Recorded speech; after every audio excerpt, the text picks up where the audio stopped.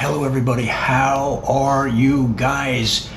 This album is amazing. We're gonna go track by track through Billie Eilish's new album, When We All Fall Asleep, Where Do We Go? Of course, it's ripping up the charts on Spotify and Billboard.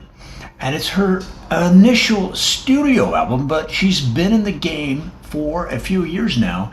So let's go back and find out what she's all about and how that affects this album. Let's do it.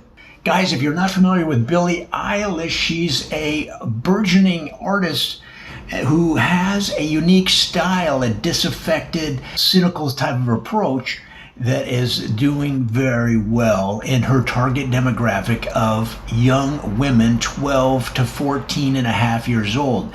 Once they get to 14 and a half and older, she's still going to get some corollary pull from older demos, but she's really targeting that 12 to 14 and a half. And she actually asked in her fan club that you designate once you've turned 14 and a half so they can put you on a reduced email schedule so that you're not diluting the target market.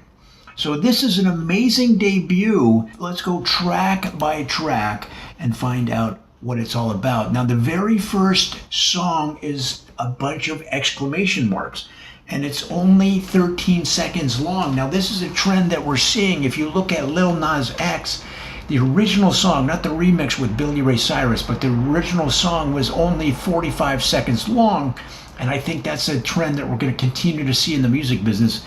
So here we have on one of the hottest albums in the game right now, When We All Fall Asleep, Where Do We Go? The very first song is only 13 seconds.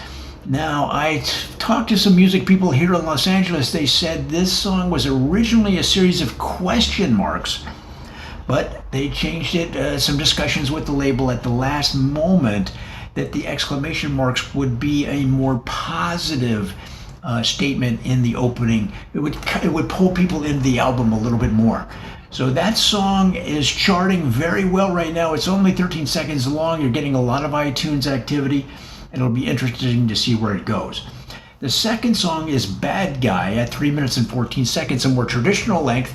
And this is where Billie Eilish, who has tends to have like an anti-corporate, anti-industry, DIY approach to her career, okay? And it could be because she was homeschooled along with her brother in Highland Park. Now, homeschooling, of course, makes attendance a lot easier.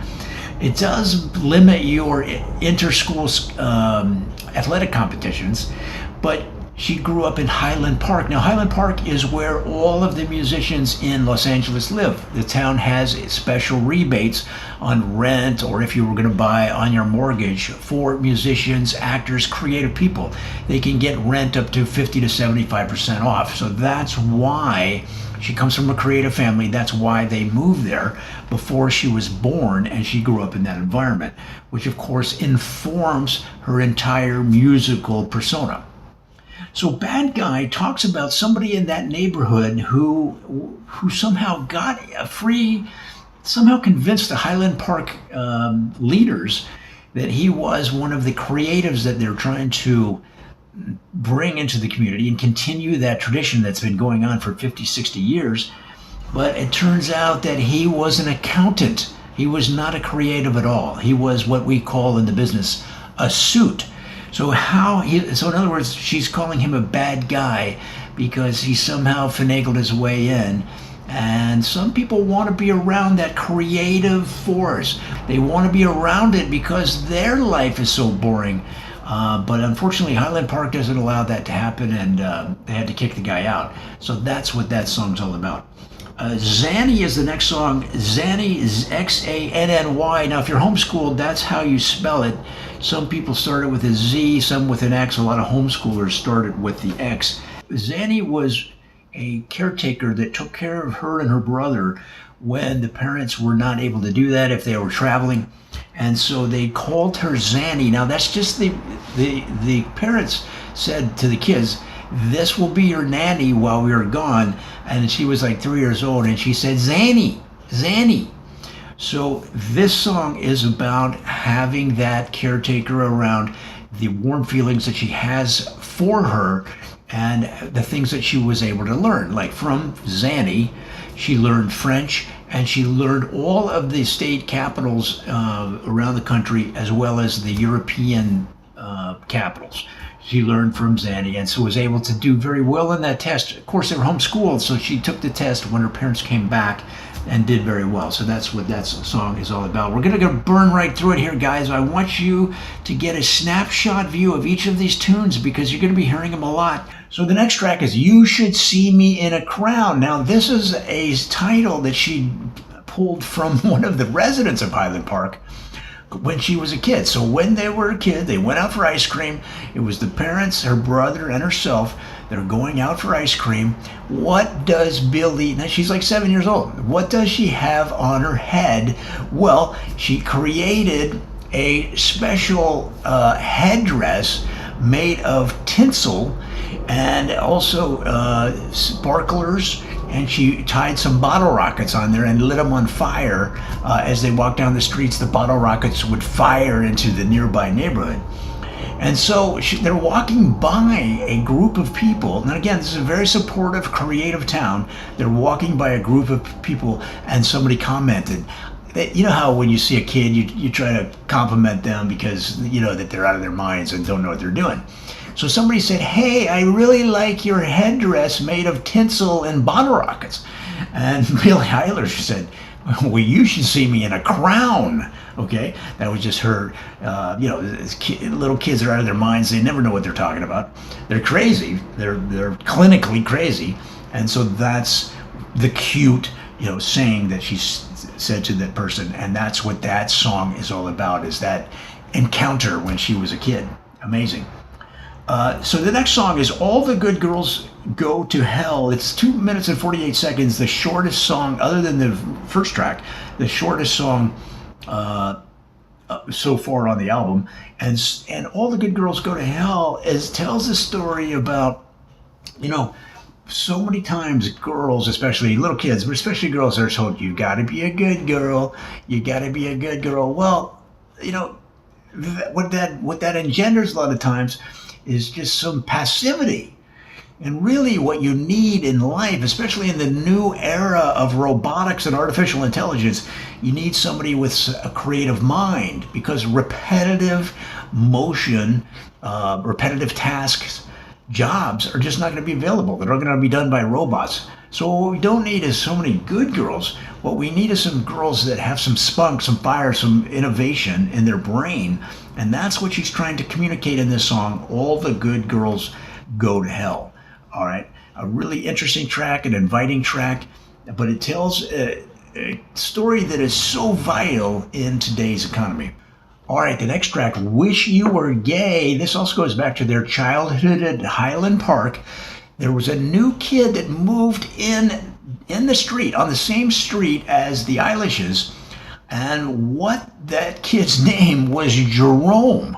Now remember, they're little kids, and so they met one day on the street, as little kids do, playing on the same street, and Billie said to Jerome, what is your name? And he said, my name is Jerome. And so, again, they're like 6, 7 years old.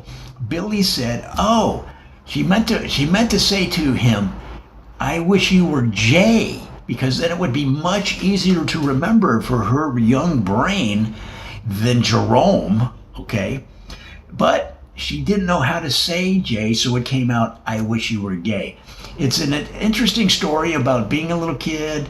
Again, it goes back to the earlier track, You Should See Me in a Crown. And you see this a lot with young artists like Billie Eilish. Billie Eilish is only like 15 years old, okay? And so it's something we all draw, all artists are drawing on their personal experience, okay? Even if they're taking a topic that seems outside of their personal experience, they're relating their own personal take on it. Now, in this case, it actually happened, but all artists are sharing their experience, and that is what even if they're 15 years old. So all artists are sharing their personal experiences in some fashion, either a direct experience or relating their personal experience to a current event or another topic. So in this case, even though she's 14, 15, I think she might be 13 years old, Billie Eilish has had experience. And even though it's not as much as somebody older, she is digging into her past, which all artists should be doing. And here she's sharing a charming tale of when she was a little kid, talking to Jerome, the new kid on the block. That's "Wish You Were Gay." And of course, she meant to say, "I wish you were Jay." Number 7 on our list of tracks on the album is "When the Party's Over," clocking in at 3 minutes and 16 seconds. It's interesting because this song was originally produced at 2 minutes and 47 seconds, but the party wasn't over and they had to go back in and recut the track because Billy said, hey, if the party's not over, we should be able to extend the track to 3 minutes 10 seconds, 3 minutes 15, and ultimately it came in at 3 minutes and 16 seconds. So "When the Party's Over." Now this is a political track. This talks about what they believe will be the end of the current administration at the end of this cycle, that in the new election, that the country will, in her opinion, right its direction that went wrong in 2016 and elect a more liberal and more democratic candidate. Now, she's getting, of course, support from all of that Highland Park area. You're talking about musicians, you're talking about artists, you're talking about stilt walkers. Everybody knows that people that walk on stilts vote Democrat. 99% of stilt walkers vote Democrat in elections. So that's the kind of community she grew up in, and that's why she wants to see a change in Washington in 2020 and put the country on more leaning blue. Okay, so that "When the Party's Over," and that's what that song's all about. We're just going track by track. I'm giving you guys a quick snapshot look at each of these songs because you should really, really consider this album to be in your top 10 for at least for this week. I mean, if your top 10 changes next week, then maybe it drops number 5. It might float around number 8, but you should really write down in your phone or on a piece of paper my top 10 and constantly shuffle that list, okay? But this song should be somewhere in that top 10, at least for this week. Now, next Monday, maybe it'll fall off. I don't think so because the music is that strong. The next track is "My Strange Addiction," which again, the artist is exposing themselves. You, as an artist, you have to dig into your personal fears. And here she talks about my strange addiction to Angry Birds. This is a woman who has been playing Angry Birds since it came out only a few years after she was born. In fact, it was the first gift that her parents gave her at the age of 3, a little dedicated Angry Birds game. It came with its own console. That's when the Angry Birds company tried to come out with a dedicated console to Angry Birds rather than just being a game on the computer or on a phone or on some kind of electronic device. And in fact, they even had a paper mache version of Angry Birds where you would flip the birds with your finger and the birds would go flipping in the air and hit the other birds. But in this case, they had a dedicated console that was the talk of the tech world when it came out, but it didn't fly with the public. But she played it all the time. That Angry Birds console didn't go anywhere. She didn't go anywhere without her Angry Birds console. And again, here she's talking about it in her song, My Strange Addiction.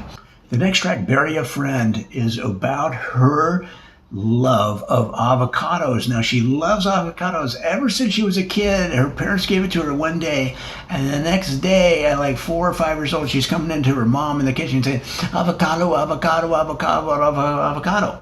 I mean, she loves those avocados. So Burying a Friend talks about how she takes the avocados and buries them in whatever she's eating. It could be ramen, it could be poke, it could be sushi, it could be chicken and shrimp with white cream sauce and black beans on rice. It doesn't matter. She's taking those avocados and burying them in there.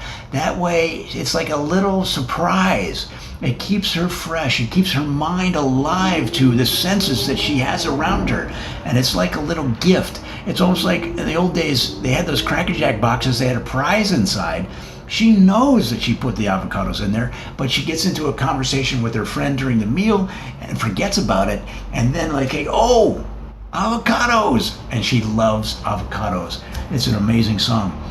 The next track on the album, guys, is Aloha. That's the 11th song. Aloha is based on a Spanish word with the same spelling, pronounced slightly different. It's in Spanish, it's pronounced Ilamilo, which basically means I fight. Down in Mexico City, they were down there recording songs, they were writing tracks, they were writing lyrics. They took a working vacation, her and her brother, down to Mexico City, and she heard a fight going on in the room next door, and they rushed over to see if they could help. And all that they know is that it was a young couple fighting about who had the best eyeshadow. The man and the woman, both sporting some pretty well done eyeshadow, then were fighting about it, because he's like, no, I have the best eyeshadow. She's like, and they're speaking all in Spanish. But fortunately, being homeschooled, being higher educated, being better educated than most people her age, Billie was able to understand what they were talking about. They pounded on the door and they said, hey, does anybody need any help in there? She said it's in Spanish. And they came to the door and they were both wearing eyeshadow, and they said to her in Spanish, will you settle this fight? Now, unfortunately for the woman, Billie picked the man's eyeshadow, and that settled it, because then the room was completely quiet. They accepted that decision, and Billie and her brother were able to go back to her room and continue their songwriting. Now, the best songwriters are always looking for inspiration, and the song El Amalo is all about that fight. And again, in Spanish, the word means I fight. The next song is a really interesting idea from Billie, because it's the first of a 3-song story arc. So let's go through that, and then we'll go back and give it some context. So the 12th song on the album, Listen Before I Go, okay, is part of a 3-act story arc that includes the 12th song, Listen Before I Go, the one we're talking about now, the next song, I Love You, and the next song after that, the final song on the album, Goodbye. Now, what's interesting is they never ever explained that this is a 3-song story arc. Now, if you go on the Billie Eilish Twitter account, if you go on the Billie Eilish Instagram, if you go on the superfan boards, some of these people don't have jobs, they don't go to school, they just get on the boards and react to each other, and they talk about Billie Eilish tracks. Now, they know, because they're on the inside, that this is a 3-song story arc that are supposed to be taken together. And in the first act, it says, listen before I go. So we have some tension in a relationship. We're not sure what that is yet, but the person is saying, listen before I go. The second act, I love you, is where you're not sure if they actually listened. So are they listening and are they going? You're not sure. And in the second act, the song I Love You, now we're starting to get a little bit more information, but it hasn't been completely resolved, right? We're still not sure if they're listening or if the other person's going, okay? So the first part, the first act sets up the story context, the frame around the story. Listen before I go. Ooh, are they gonna listen? Are they gonna go? We don't know. In the second act, I love you. Okay, so now you're starting to feel like, wow, they're gonna get together. They're listening and they're not going. So now they're getting back together. They've resolved their differences. They've opened up their hearts. They've opened up their ears, and they've taken the tension out of the relationship. They've said, I am going to set my ego and my needs aside and listen to you and to see what you need and how I can better build the relationship together so that we can move forward as a couple. Well, that's what you think until the third song, the third act, Goodbye. Now, you still don't know. Are they saying goodbye to each other? Okay? Or are they saying goodbye to their past problems and saying hello to the warmth and protection and soft landing that is a loving relationship? I'm not going to tell you the answer to that, guys. You're going to have to listen to the album. Hey, pick up this work of art. This is an artist that is going to be with us for decades because she has the intelligence, she has the creativity, she has the background, she has the support of family and friends and the entire Highland Park community. They're all with her, so she has the structure around which to build a legendary music career. And it's just in the beginning. It's Billie Eilish. When we all fall asleep, where do we go? Buy the album and find out.